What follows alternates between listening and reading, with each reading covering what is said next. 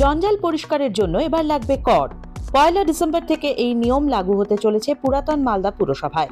জানা গিয়েছে, রাজ্য পুর ও নগরোন্নয়ন দপ্তরের নির্দেশ মতোই বাসিন্দাদের থেকে বাড়ির জঞ্জাল পরিষ্কারে 1 টাকা করে মাসিক 30 টাকা শুল্ক নেওয়া হবে।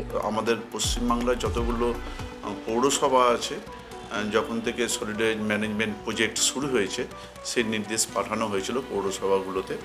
আমরা অনেক দিন পরে সেটা লাগু করেছি। আমাদের যারা নির্মল সাথী, নির্মল বন্ধুরা বাড়ি বাড়িতে আবর্জনা কালেক্ট করছে, উদ্দেশ্য যে শহরটাকে ক্লিন করা।